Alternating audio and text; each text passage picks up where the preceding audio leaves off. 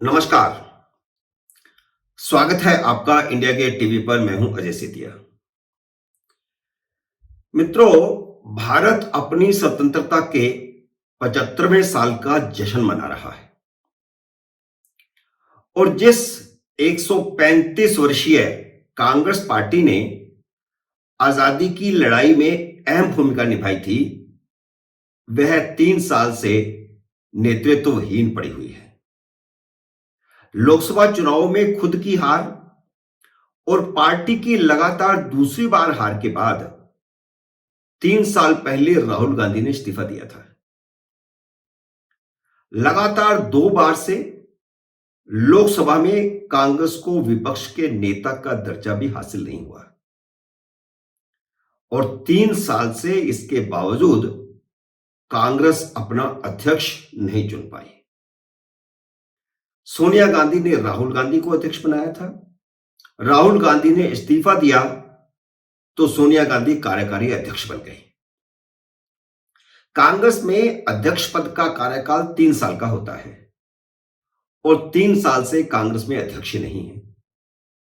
हालांकि सोनिया गांधी क्योंकि काफी बीमार रहती हैं, इसलिए राहुल गांधी ही अनौपचारिक रूप से अध्यक्ष बने हुए हैं। अब जबकि कांग्रेस का चुनाव हो रहा है तो राहुल गांधी अध्यक्ष बनने को तैयार नहीं है, जबकि सारी कांग्रेस पार्टी उनको मना रही है कि वही अध्यक्ष बने।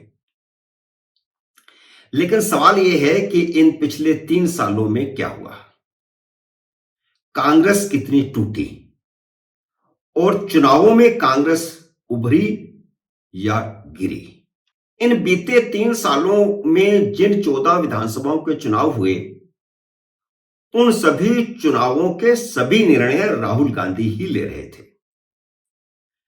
इन 14 राज्यों में से एक राज्य में भी कांग्रेस का मुख्यमंत्री नहीं बन सका।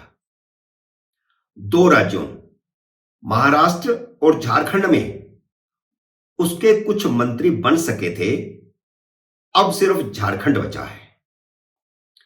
इस बीच कांग्रेस ने पंजाब में आम आदमी पार्टी के हाथों सत्ता गंवाई है।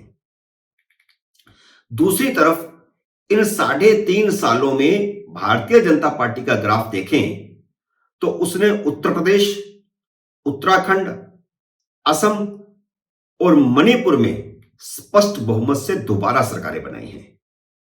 गोवा में तीसरी बार सरकार बनाई है और पिछली बार से ज्यादा सीटें लेकर के सरकार बनाई है। इस समय तो गोवा की हालत यह है कि भारतीय जनता पार्टी 40 में से 20 सीटें जीती थी, लेकिन कांग्रेस जो 11 सीटें जीती थी उसमें से 8 भारतीय जनता पार्टी में शामिल हो गए और अब विधानसभा में 33 विधायक भारतीय जनता पार्टी के हैं।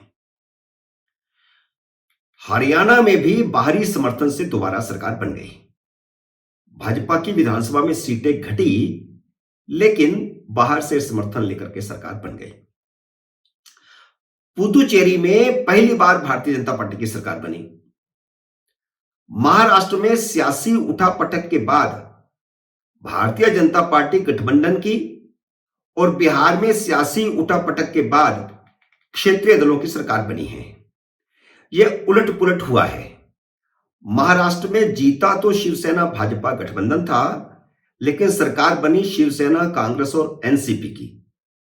अब वो गठबंधन टूट गया, शिवसेना टूट गई और वहां भारतीय जनता पार्टी और शिवसेना की जो नई शिवसेना है एकनाथ शिंदे की, उसकी सरकार है। बिहार में जीता तो जेडीयू और भाजपा का गठबंधन था, लेकिन वह गठबंधन टूट गया और अब आरजेडी जेडीयू की सरकार है।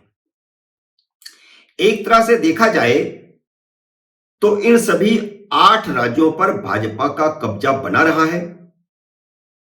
पश्चिम बंगाल, तमिलनाडु और दिल्ली में क्षेत्रीय पार्टियों का और केरल में कम्युनिस्टों का कब्जा बरकरार रहा है।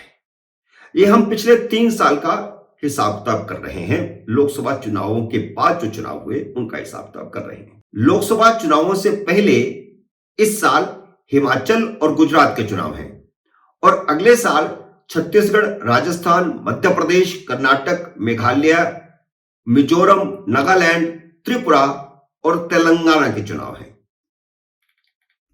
देश की दिशा थोड़ी बहुत गुजरात और हिमाचल के चुनावों में दिखेगी, लेकिन असली दिशा अगले साल होने वाले 9 राज्यों की विधानसभाओं में तय होगी, क्योंकि ये सभी राज्य देश के हर कोने में बिखरे हुए हैं। लेकिन अगर आज चुनाव होते हैं तो क्या दशा होगी, यह है सबसे बड़ा सवाल। भविष्य में क्या होगा उसके बारे में भी हम आकलन करेंगे, लेकिन अगर मान लो आज ही चुनाव होते हैं तो क्या दशा होगी, इसके बारे में जरा विचार करते हैं। अगर हम पिछले 3.5 सालों में हुए चुनावों को सामने रखकर आकलन करते हैं तो भारतीय जनता पार्टी की स्थिति थोड़ी कमजोर दिखाई देती है। भाजपा की उत्तर प्रदेश, उत्तराखंड और हरियाणा में सीटें घटी हैं। सरकार दोबारा जरूर बनी है, लेकिन इन तीनों विधानसभाओं में भारतीय जनता पार्टी की सीटें घटी हैं, जबकि असम और गोवा में बढ़ी हैं। बंगाल, बिहार और महाराष्ट्र में भाजपा की ताकत बढ़ी है।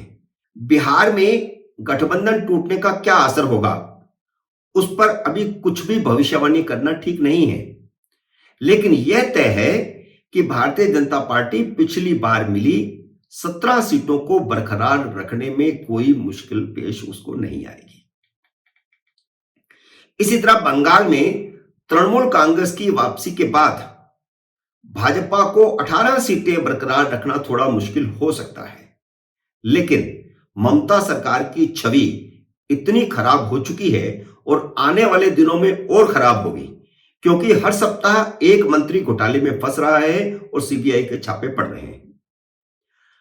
तो इसलिए जो छवि खराब हुई है उसका उल्टा असर भी हो सकता है और भारतीय जनता पार्टी की सीटें बढ़ सकती हैं। आज ममता को लगता है कि वह बेहतर स्थिति में है, लेकिन जैसे जैसे समय बीतेगा स्थिति बदलेगी और भारतीय जनता पार्टी की बंगाल में सीटें बढ़ भी सकती हैं। अभी जो भ्रष्टाचार के खिलाफ प्रदर्शन हुआ उसमें जिस प्रकार भाजपा का कार्यकर्ता उग्र होकर के सामने आया है, उससे ऐसा लगता है कि उसका मनोबल गिरा नहीं है। विधानसभा में भाजपा एक बड़ी ताकत बनकर उभरी है, यह भी बात ध्यान में रखनी चाहिए। 3 सीटों से 70 होना बड़ी बात है। कांग्रेस और कम्युनिस्ट दोनों लगभग खत्म हो गए हैं। जहां तक सबसे बड़े प्रदेश उत्तर प्रदेश का सवाल है, तो अभी भाजपा की 80 में से 64 सीटें हैं। आजमगढ़ और रामपुर जीतने के बाद भाजपा की सीटें 64 हो गई। 2 उसके समर्थक अपना दल की हैं। 10 सीटों पर दूसरे नंबर पर बहुजन समाज पार्टी है। समाजवादी पार्टी के पास सिर्फ 3 सीटें बची हैं और कांग्रेस के पास सिर्फ 1 सोनिया गांधी की सीट बची है। तो जो संकेत मिल रहे हैं, शायद सोनिया गांधी इस बार लोकसभा का चुनाव नहीं लड़ेंगी। उनकी जगह पर प्रियंका चुनाव लड़ती हैं या कोई और चुनाव लड़ता है, अभी नहीं कह सकते। हो सकता है राहुल गांधी वहां पर चुनाव लड़े। आज के हालात ये हैं कि यूपी विधानसभा में भाजपा की सीटें घटने के बावजूद लोकसभा में भाजपा की सीटों में इजाफा होगा, क्योंकि इस बीच बसपा काफी कमजोर हुई है। सपा तो कमजोर है ही, बसपा भी कमजोर हुई है। अगर आज चुनाव होते हैं तो भारतीय जनता पार्टी को महाराष्ट्र, मध्य प्रदेश और तेलंगाना में भी फायदा होगा। यहां तक कि भाजपा पंजाब में भी लोकसभा की 5 सीटें जीत सकती हैं। 3 सीटें भाजपा जीतती रही है, अभी उसके पास सिर्फ 2 सीटें हैं, लेकिन ये सीटें बढ़कर 5 हो सकती हैं, क्योंकि कांग्रेस और अकाली दल अपनी साख खो चुके हैं। इस बीच कांग्रेस के कई बड़े नेता भारतीय जनता पार्टी में शामिल हो चुके हैं। पंजाब में भाजपा और आम आदमी पार्टी में सीधा मुकाबला होगा और आम आदमी पार्टी की साख भी धीरे धीरे घटनी शुरू हो गई है। कर्नाटक में इस समय भारतीय जनता पार्टी जातीय संतुलन के हिसाब से काफी मजबूत स्थिति में है। फिर भी 28 सीटों में से मौजूदा 25 सीटों को बरकरार रखना थोड़ा मुश्किल हो सकता है। यह भाजपा की बम्पर जीत थी, दक्षिण के किसी राज्य में 28 में से 25 सीटें जीतना। तो वह अपनी सीटें बरकरार रख पाएगी, इस पर थोड़ा संशय है। देखते हैं विधानसभा चुनाव में क्या होता है अगले साल, उस पर फिर निर्भर होगा। लेकिन आज की स्थिति में सीटें घट सकती हैं। जहां तक दक्षिण के बाकी 3 राज्यों आंध्र प्रदेश, तमिलनाडु और केरल का सवाल है, या फिर साथ में जोड़ ले अपन पश्चिम का उड़ीसा, तो इन चारों राज्यों में क्षेत्रीय पार्टियों के वर्चस्व वाले इन चारों राज्यों में भारतीय जनता पार्टी की स्थिति बरकरार रहेगी। उसकी सीटें बढ़ने के आसार नहीं है। इसलिए यह जो हवा बनाई जा रही है कि विपक्ष एकजुट होकर भारतीय जनता पार्टी को हरा सकता है या कड़ा मुकाबला दे सकता है, तो ऐसा कुछ दिखाई नहीं देता है। मैं आज की स्थिति में बता रहा हूं, आज की स्थिति में भारतीय जनता पार्टी कमजोर नहीं है। जब तक कांग्रेस राजस्थान, मध्य प्रदेश, छत्तीसगढ़, हरियाणा में भारतीय जनता पार्टी को नुकसान पहुंचाने और समाजवादी पार्टी या फिर बसपा यूपी में भारतीय जनता पार्टी को नुकसान पहुंचाने की स्थिति में नहीं आती, भाजपा को तीसरी बार सत्ता में आने से कोई नहीं रोक सकता। और इन 5 राज्यों में भाजपा आज भी मजबूत है।